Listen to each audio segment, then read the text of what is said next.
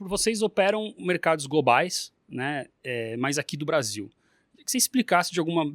Pô, sei que não é uma pergunta simples, mas assim, quais as diferenças, as principais dificuldades, as principais vantagens, se é que elas existem, de tá operando tão longe, né? O Warren Buffett fala isso, né? Que às vezes estar em Omaha é melhor do que estar em Nova York, porque ele não pega o ruído, né?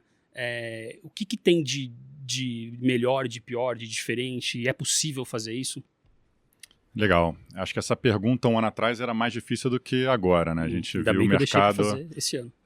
Esse mercado colaborou com a gente aí no último ano, porque eu acho que, né, as pessoas sempre falam, poxa, tem um gestor muito famoso que olha, sei lá, tech em Nova York ou Califórnia, né, etc. Como que você vai competir com esse cara? Tem uma marca muito forte, etc. E a gente viu que no último ano, né, muitos desses fundos famosos sofreram bastante, né? E quem ganhou mais dinheiro no mundo esse ano foram os multimercados brasileiros, né? Acho que a gente temos aqui um colega que também está tendo um ano incrível, e eu acho que não é diferente, né? Você conversa com a Goldman, Morgan Stanley, todos os bancos, e né, com os gringos, falam, pô, o multimercado brasileiro que pegou esse tomado em juros, né? Brasileiro que entende mais de inflação do que o gringo, nunca viu esse cenário antes, e realmente, né, acho que trabalhei metade da minha carreira em Nova York, e naquela época teve a crise da Lehman, QE, a gente já estava entrando nesse mundo populista, né, desglobalização, e o brasileiro a gente nasce com esse mundo mais complexo, né? Essa é a nossa realidade. Você conversa com um taxista sobre inflação, né? Nos Estados Unidos nem o gestor entende de inflação, né? Então, lá é um mundo muito mais estável, onde eles olham as empresas, pô, você quer uma empresa boa, você compra, carrega, acabou. Hoje, um dos nossos consultores escreveu um relatório exatamente sobre isso. Olha, nos últimos 20, 30 anos, você ser um alocador passivo foi fantástico. Agora, quem ganhou dinheiro esse ano é quem foi um gestor macro, né, um gestor ativo com uma lente macro. Né? Então, você olha esses fundos de pensão, Sovereign Wealth Funds, os caras tendo um ano horroroso, né? Foi o pior ano, né, para os 60-40, assim, desde os anos 30, basicamente, que essa alocação de ações e treasuries, né, mas pode olhar outras permutações disso, foi parecido ou até pior. Então, acho que esse ano, né, acho que deu para mostrar isso. Então, o que a gente se propõe? Né, meu histórico inteiro é focado no global, o time que a gente montou é super focado no global, tanto no micro quanto no macro. A gente tem uma pessoa que fica em Nova York, uma pessoa que fica em Miami, então acho que ter um pé lá é muito importante. E então o que a gente fala, né, você falou esse negócio do Warren Buffett, que a gente tem falado, que a gente sempre usa também, né, que o Warren Buffett fala, né, é melhor ficar em Omaha do que ficar longe, do que ficar lá no meio. Isso também não quer dizer que qualquer um consegue fazer de qualquer lugar do mundo, mas se você olhar vários estudos, né, o Samuel sabe até melhor, né, se olha dentro dos Estados Unidos os maiores fundos, não necessariamente é o cara que está em Nova York e em Boston. No mundo, não necessariamente o cara que está em Nova York e Londres. Então, você tem fundos fantásticos, sei lá, na Ilha de Maurício, tem umas coisas assim, né, que você fica surpreso. Mas, claro, a maioria desses caras tiveram, né, um histórico em algum centro financeiro, tem relacionamento com os bancos, estão participando das conferências. Então, isso tudo, a gente tem que ter um acesso bem diferenciado. Né? Quando eu voltei para o Brasil, fui trabalhar na Verde, depois na BW, né, que é a maior family office do Brasil, e nos dois lugares a gente tinha um acesso global, acho que tão bom quanto, se não melhor do que eu tinha lá fora, né, com um monte de consultor, macro e tal. Muitas casas famosas de ações, né, nem usam consultores macro, por exemplo. Então, acho que aqui a gente tem um acesso muito bom, tanto quanto com os bancos, como com esses consultores, e um mundo e um conhecimento, né, mais profundo assim, do macro e desse mundo complexo. Acho que fica um adendo aí, fazendo propaganda sem ter combinado. A primeira carta mensal da WHG, vocês trouxeram uma tabelinha lá com vários gestores famosos e as cidades às quais eles pertenciam, né? Isso. E de fato, chama a atenção que tem muita gente que é de fora de Nova York, Londres. Exatamente. E ganhou muito dinheiro. Depois a gente publica no nosso Telegram também. Tá lá no site da WHG, mas mandar depois. Pro pessoal. O principal fundo de vocês qual é, André? Então, na parte de ações é o WHG Global Long Biased, e na parte macro é o nosso RF dinâmico. Tá, estão com qual performance hoje? O Global Long Bias de cabeça está dando uns 9% no ano, e o RF dinâmico a gente pensa mais versus CDI, está dando uns 125% de CDI. O Long Bias global, como o próprio nome fala, ele opera ações globais. Exatamente. Tem então, um peso mais nos Estados Unidos ou não? O MSCI World caiu de 25%, e a gente é long bias, então não é que a gente fica short, não estamos tomados em juros, né? Não tem nenhuma dessas coisas que multimercados se beneficiaram esse ano, a gente conseguiu ficar positivo. A gente opera, acho que é global, então Estados Unidos é a geografia principal. Perfeito. Mas eu trabalhei em 2 fundos em Nova York, um mais focado em Europa e outro mais focado em mercados emergentes, tecnologia. Então acho que a Ásia e a Europa é bem relevante para a gente também. Mas a gente até opera Brasil do fundo, né? O Brasil tem sido pequeno nos índices globais, mas de vez em quando dá oportunidade, a gente é pragmático, quando tiver as melhores oportunidades, a gente opera.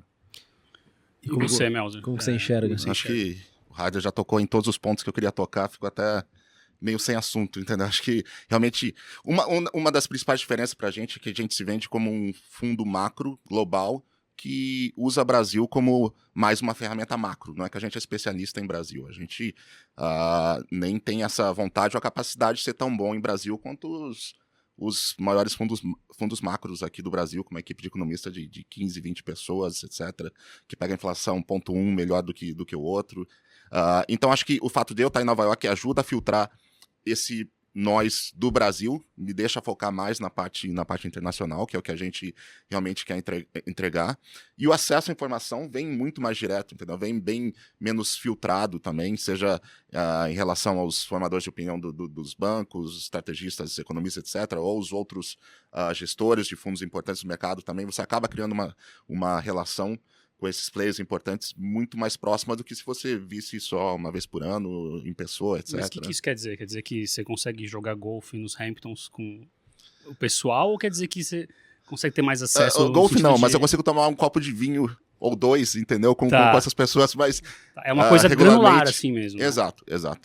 E você acaba criando um grupo de poucas pessoas que você realmente confia e sabe que são importantes, que tem sites diferenciados, que você acaba tendo essa relação mais próxima, com uma frequência muito maior e, de novo, com uma profundidade muito, muito maior também. Tem você cria um network mesmo. Exato. É nesse sentido que você está falando. Exatamente. Não é por causa, sei lá, o terminal da Bloomberg lá não é diferente. Não.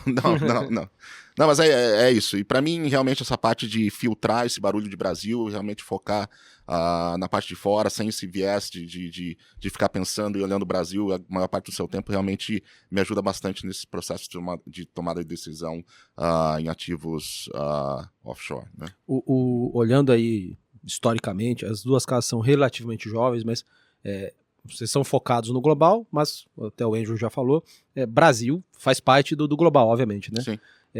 Com peso muito menor nos índices do que talvez vocês explorem dentro dos fundos.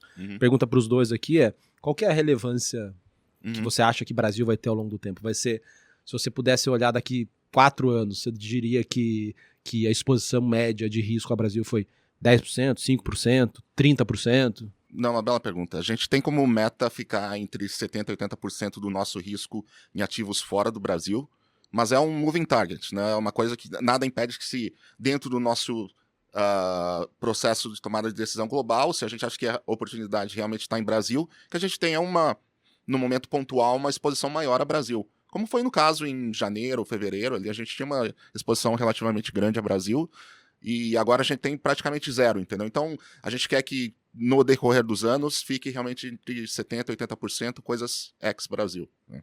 Perfeito. No nosso caso, a gente já tem um fundo há 1 ano e meio e tem rodado 5% na média Brasil do que a gente faz. É menos de 1% do índice, um pouquinho abaixo de 1%. Acho que chega a ser um peso maior de vez em quando, mas tem muito tempo que é zero também do portfólio. Então, não precisamos ter Brasil.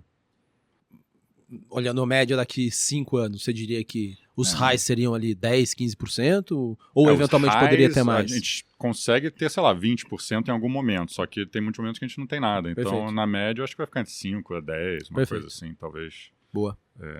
E eu só queria reforçar, acho que 2 pontos que o Thiago falou, né? Esse ponto de você estar lá fora, olhando o Brasil, né? Acho que é a mesma lógica para quem a gente está falando de olhar Brasil lá para fora, né? Tenho vários amigos também em Nova York que olham o Brasil, desde brasileiros a estrangeiros que olham o Brasil e que ganharam dinheiro olhando o Brasil. Isso quando você tem uma lente diferente, né? Pegou primeiro as tendências, porque está pensando desde coisa micro, né? Disruption, eu estou vendo isso em outros países, essa empresa vai fazer isso aqui no Brasil, entende antes do brasileiro que isso vai acontecer, ou alguma coisa macro, tá vendo que está acontecendo juros no México e na, sei lá, África do Sul, sei lá o que, você consegue, né, ter uma noção melhor. Acho que o Brasil, dentro desse contexto, eu acho que isso você está num lugar que tem gente olhando para todo lado. Exatamente. Então você está... E aí o que você falou, não é que a Bloomberg é diferente lá, que era o meu segundo ponto, mas você tem que entender os Estados Unidos como se você fosse um local, né? Então você morar lá, né? Eu sou americano e brasileiro, então, né, tô lendo jornal americano todo dia, que nem a gente lê aqui no Brasil, né? Acho que de vez em quando você vê esses memes aqui na internet, a gente também tá vendo os memes lá fora, acho que tudo... Não, mas né? peraí, ninguém faz entende? meme como brasileiro. Isso, Não, Não, não, exatamente. você ficaria verdade. surpreso. Os ingleses são extremamente bons também. Ah, é? Vai falar Bom, da alface você- daqui a pouco, Da né? alface, Então- né? Não, E deve você tá- ficaria surpreso. O humor é tão cáustico e tão... Ah, bom, sou um grande fã de Monty Python, então acho que... Exato. Mas o meu ponto é que eu acho que para entender a psicologia mesmo, né, você tem que estar imersivo, sei lá, na Imerso. cultura, imerso na cultura local. Legal. Acho.